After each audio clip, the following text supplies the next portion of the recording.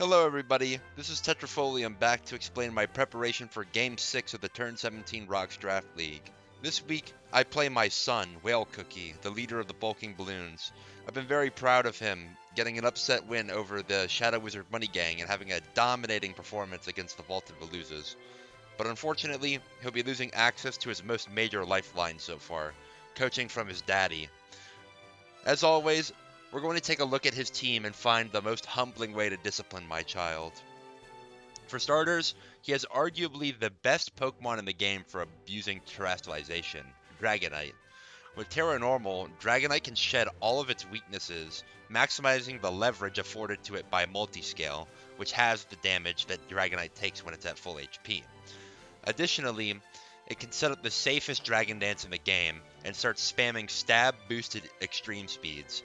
This thing is very scary, but I think I have a few ways to handle it. Next, he has Ting Lu, which is arguably the best defensive Pokemon for balanced teams. Its HP and defense are enormous, and its signature ability, Vessel of Ruin, effectively gives it a boost to its special defense. With access to rocks and spikes, it is a must that I bring hazard removal.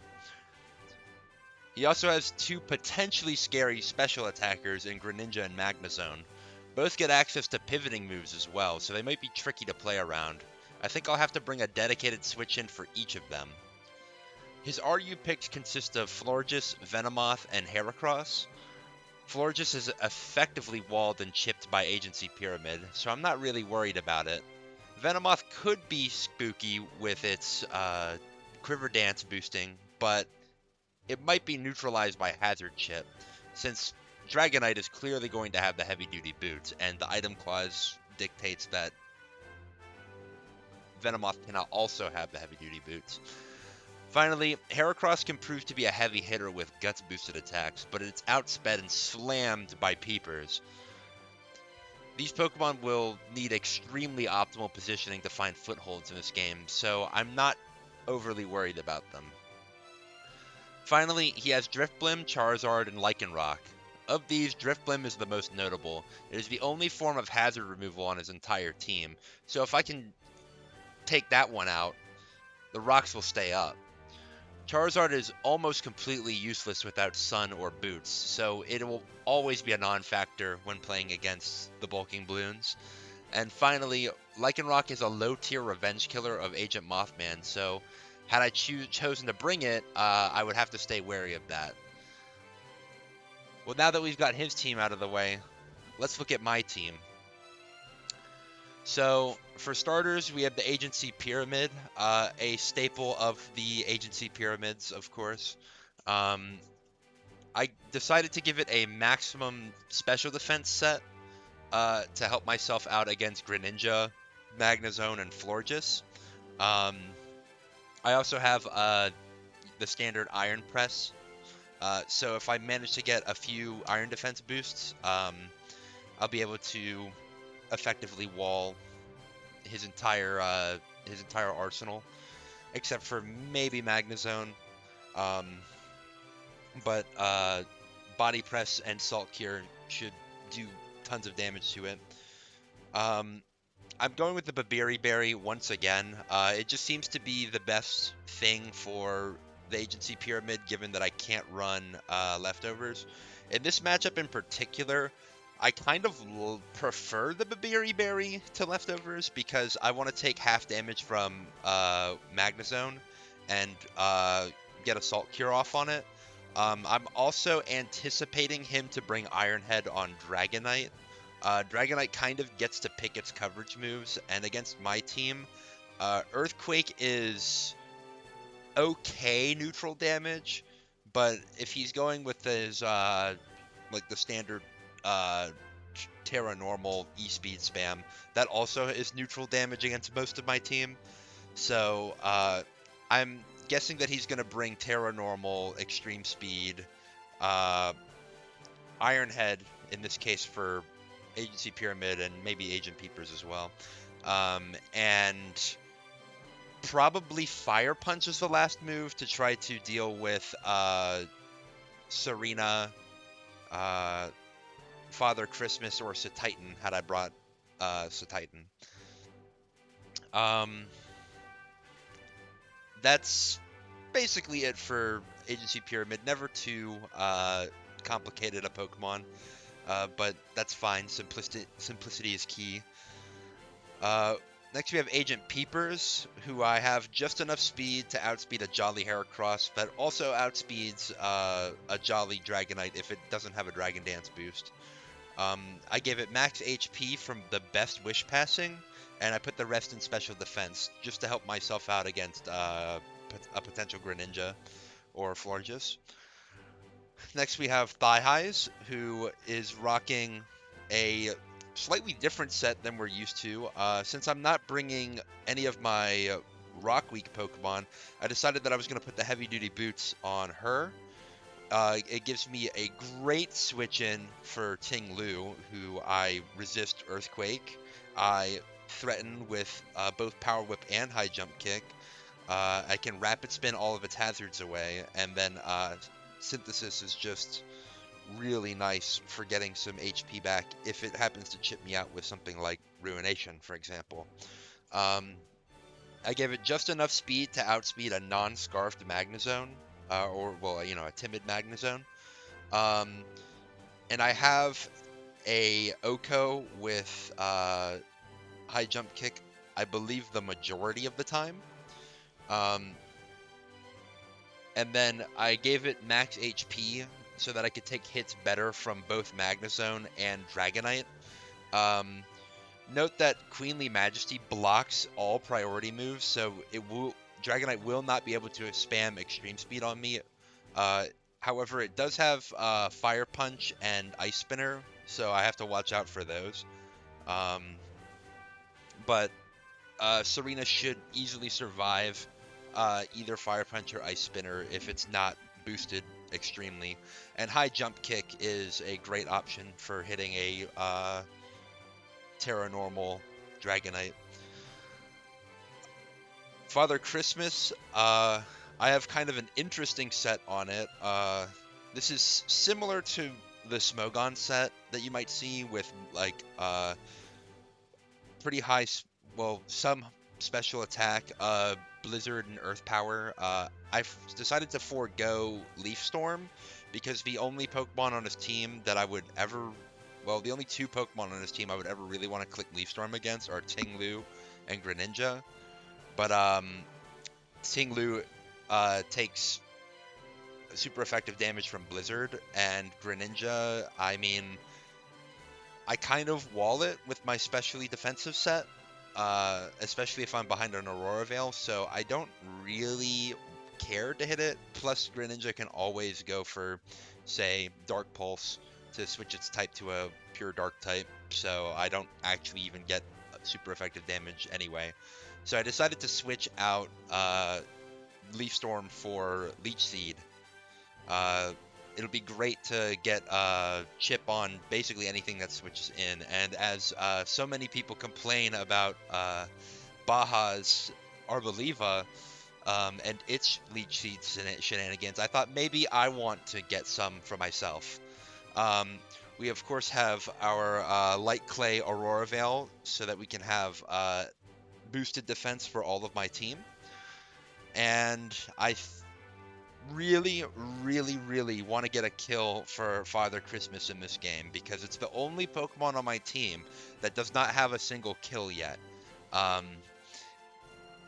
And that kind of is why I'm bringing Father Christmas, but not Satitan, is that I just really want to fish for a kill for Father Christmas. And, if I brought Satitan, I'd be tempted to belly drum up and get a 6-0 with that. But that's not what I want. Anyway, Agent Wisdom is unfortunately going to be the same set as last week, this time with special defense instead of attack, or, physical defense.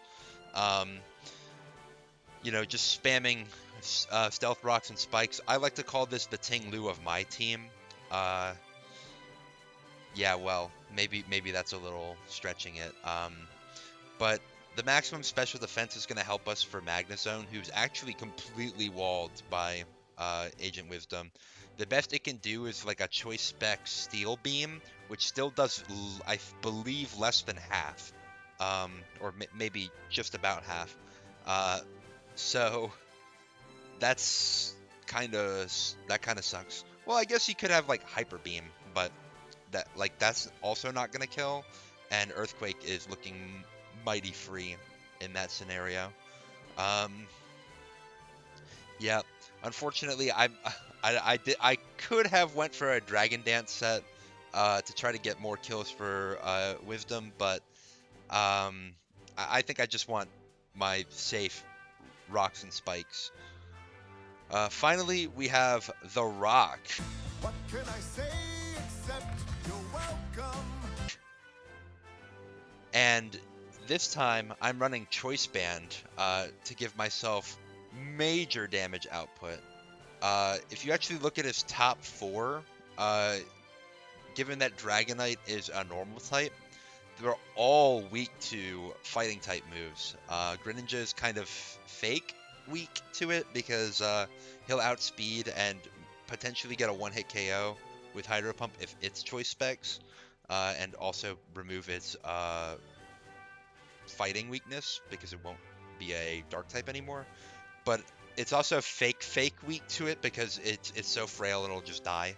Um, with this much attack power, I actually have a 50% chance to OHKO a Ting-Lu from full, unless it's running a defensive EV spread, like the standard 252, 252 for HP and special defense has a 50% chance to die, but not if there's more in the defense.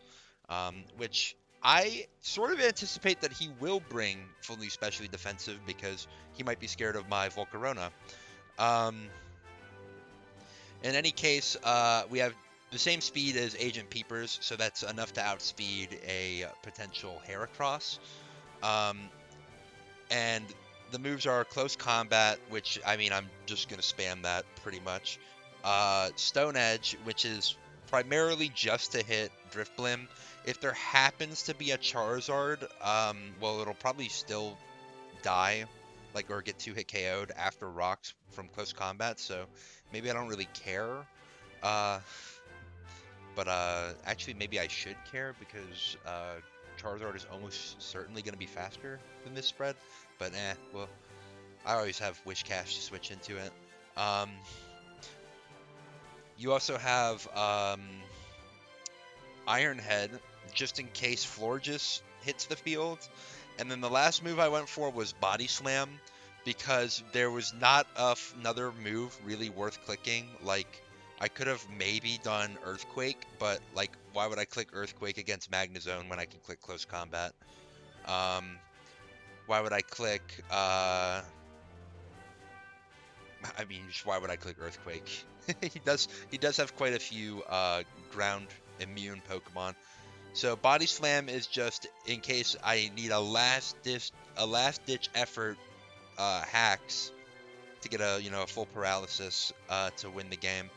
But in 99% of worlds, I'm never clicking it, so it doesn't really matter. And yeah, that's pretty much my team. I'm hoping to get, like I said, a kill for Father Christmas. I'm hoping to spank my child so that he doesn't get a big head about all of his impressive wins so far. Um, and yeah, I'll see you when we get into the battle.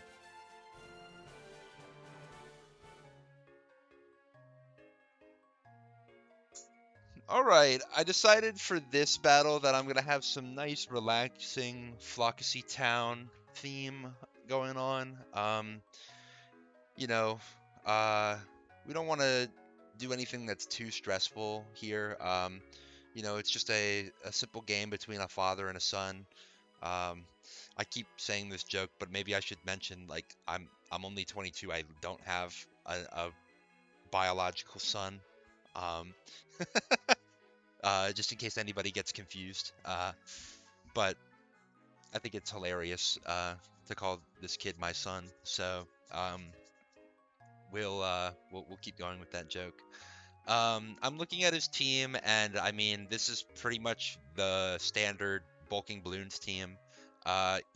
His slot that he's afforded to switch out is that Lycan Rock slot. It could have been Florges. Would Florges have been better against my team? Potentially. Lycan Rock really only gets utility out of Stealth Rocks and an Accelerock to revenge kill a non-Terra Volcarona. But I also did not bring Mothman this week.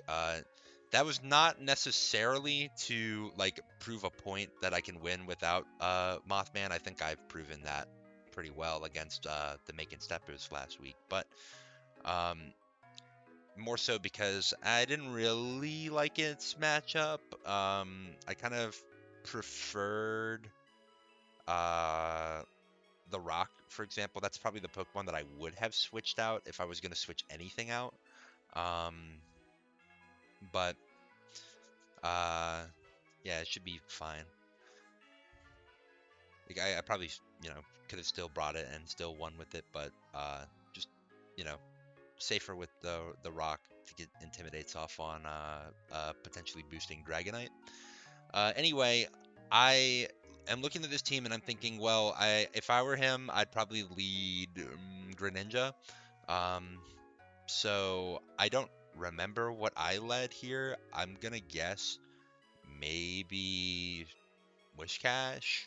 I don't know. We'll see. Uh, yep, that's right. And he goes hard into the Dragonite, which is very spooky.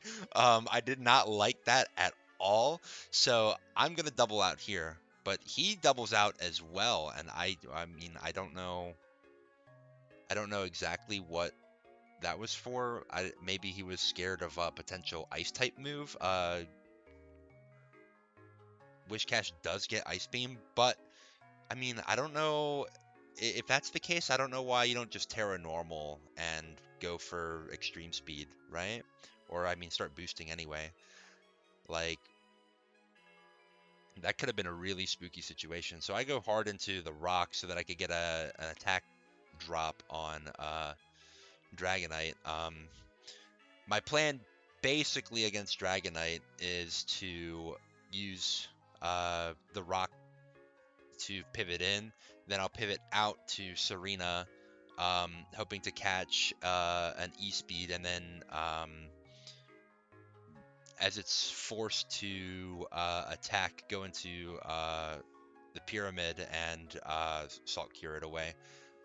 If he had Covert Cloak, that would have been crazy, but I don't think he'd do that.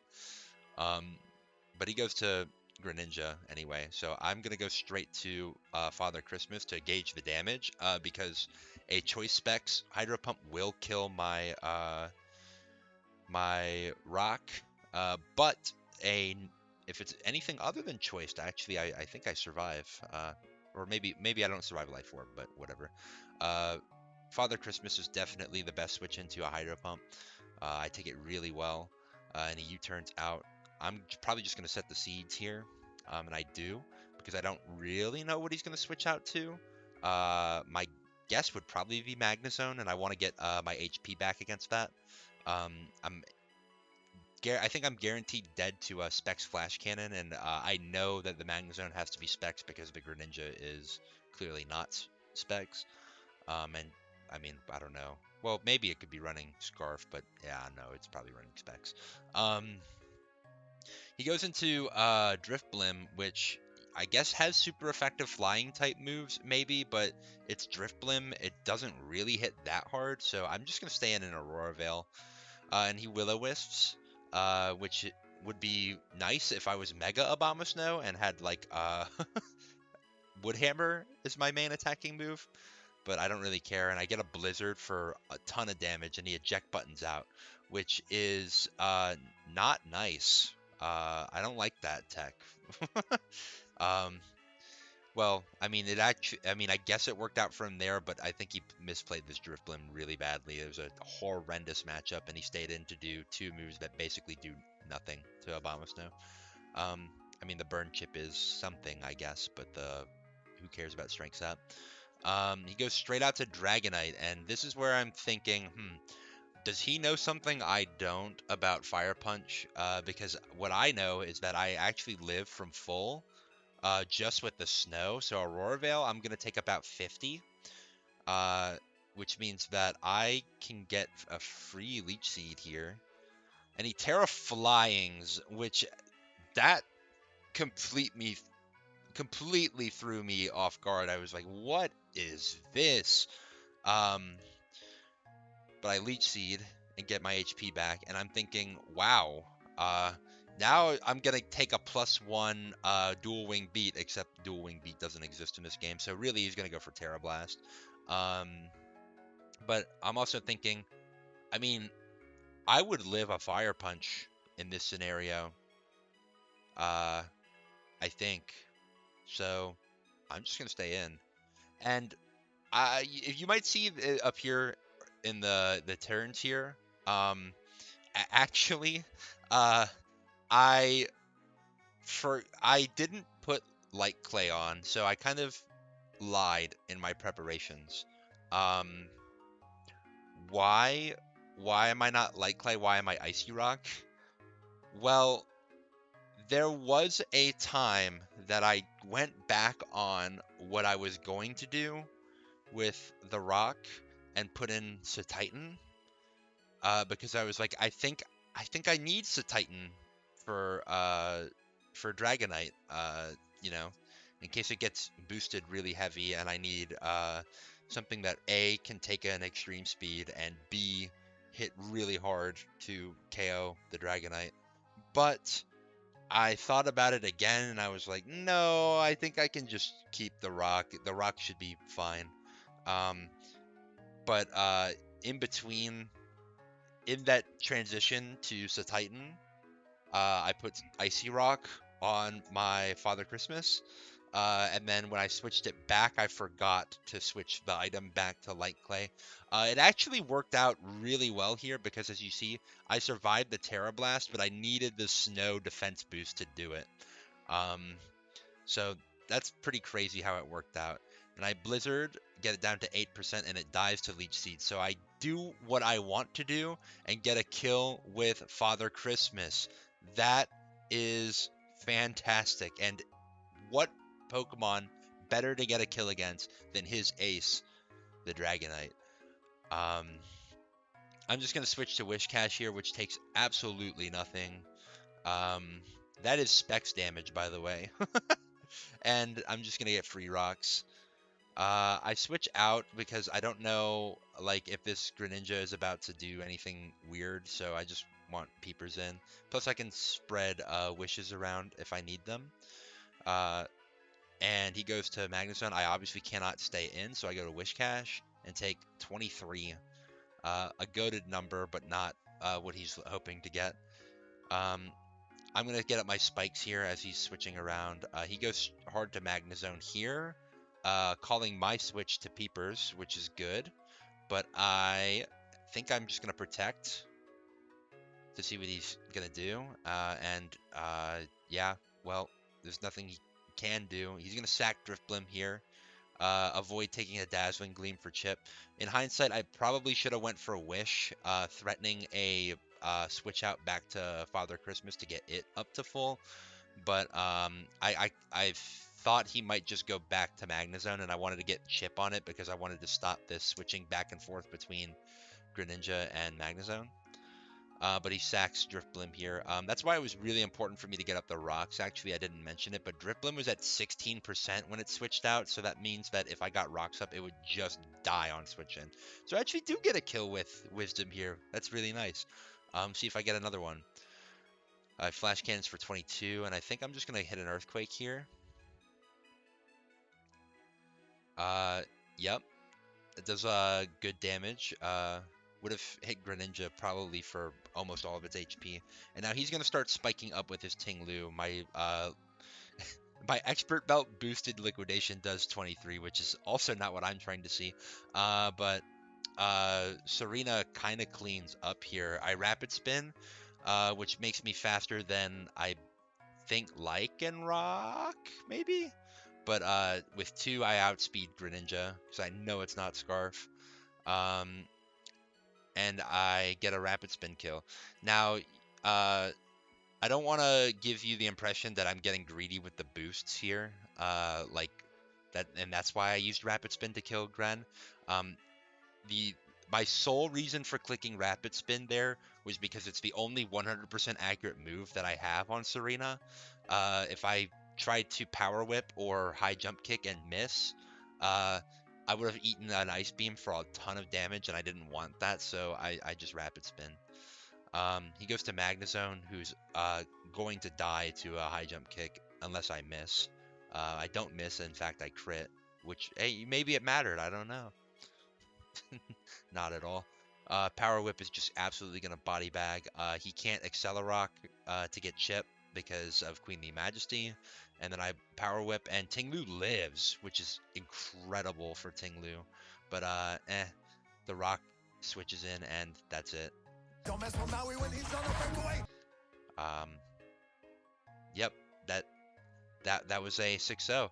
I didn't think I was going to get another 6-0 after my first 3 matchups. But, yeah, there you go. That's another 6-0 for the belt. That means 1/3 of this league I've 6-0'd. 4/9 of the league I have not given up a kill to. Yeah, that's incredible, I think. Very good performance by me. Do I have any notes for my opponent here? Well, if we go back to the Driftblim plays, um, I think this this was just very poorly managed. Uh, this whole exchange against Abomasnow. If I were him, I would have went hard to Magnezone, uh, probably off of this U-turn. Um, yes, if I went for an Earth Power, I probably would have just straight up body bagged the Magnezone. But you don't for one, you don't know for sure if I have it. And for 2, I think this position is needlessly risky for me to click an Earth Power because the Dragonite is still Flying type. So like if you hard switch into Dragonite and I Earth Power, then I'm in actually a really bad position. As I believe, well, actually, yeah, no. If I did at this range, I'm gonna die to Fire Punch. So, it could be bad. It would be a very aggressive switch because if I click Blizzard, well, Dragonite is gonna be no more. Um, yeah. Anyway, this flying type Dragonite, is that tech or is that trash? Well, flying type Dragonite is so much better against thigh highs. So, it it is actually a pretty good tech for that. But extreme speed stab boosted is really strong against a lot of my team. Maybe not Pyramid so much. But as I talked to him after the fact, he did in fact have Iron Head for that. So I don't know. Maybe if he just kind of went with like normal with extreme speed, fire punch, and Iron Head as his coverage, that might have worked out better for him. Uh, yeah, that's. I mean, so I don't know. I'm not gonna say it was a trash tech. It actually did pretty decent, but it's um, perhaps it could have been a better one. And that's the unfortunate thing about Pokemon, right? You know, the fancy fun sets that aren't the normal standard ones. Um, are oftentimes just not as good. Um, and that's the unfortunate realization I'm making with my team because I'm like, damn, I'm running basically the same 2 uh, Garganical sets every week. I mean, this is kind of why I'm choosing not to bring Volcarona to a lot of matchups because I want to spice things up, um, and make the game a little more fun for myself. There's nothing wrong with that, of course. Yeah, I think choosing to Terra Blast here is it's kind of a thrower play too, like to boost in front of this. because with the Aurora Veil and the Snow boost, I've got effectively like I think times 4 defense, something absolutely insane like that. So um, maybe not, maybe not the most well managed against Abomasnow um, here. Uh, you could have stood to maybe read up on Abomasnow to figure out what it might try to do, or ask maybe Baja or Shadow Wizard Money Gang leader, the Shadow Government, if you might, um, what this Abomasnow might do, because I definitely told him I'm gonna get a kill with Abomasnow against you. um, so yeah, but I don't know. I mean, I can't really hate on these plays too much. In one regard, you could say that he got spanked the hardest because I didn't bring Volcarona, who's clearly my best Pokemon, and uh, the Pyramid didn't even hit the field. Like if you go through this whole game, it doesn't even come out of its Pokeball, so I might as well not have brought it. um, so yeah, you could by that regard say that he got spanked the hardest, but I don't know. I think the rest of these play, like he tried to make a play like this switch to Magnezone on my predicting my peepers was actually pretty good. Now because I have protect, I kind of just wall anything that he might try to do, and then I go hard back to Wish Cash. But if he makes me eat up my protect, he can predict my switch to Wish Cash with well, I guess he really doesn't have anything good for Wish Cash anymore. But maybe Greninja had Grass Knot in the back. Who knows? Could have been a good move potentially to try to hit the Wisdom. Yeah. You don't want to see a 6-0 if you're not on the winning end of the 6-0, of course. But it happens. It's a part of the learning experience. The matchup, I think, was a lot better for me, especially when the Dragonite goes down. Like, there's just really not that many threats on his team that I can't handle. Um, so, yeah. This should be a lesson, I guess, in win conditions, is that Dragonite was basically his only win condition. And my win condition was getting the hazards up and switching around and forcing him to chip himself out.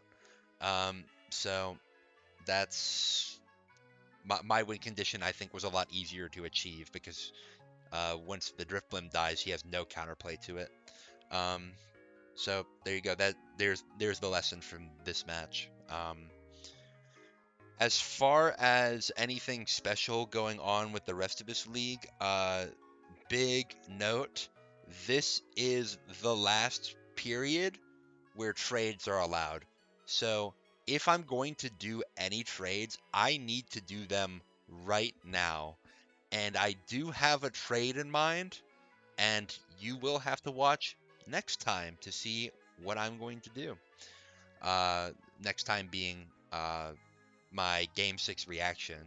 Um, and I may try to do something special for that video as well. So stay in tune. Or stay tuned. Bleh. Man, I hate ending videos, but see you all later anyway.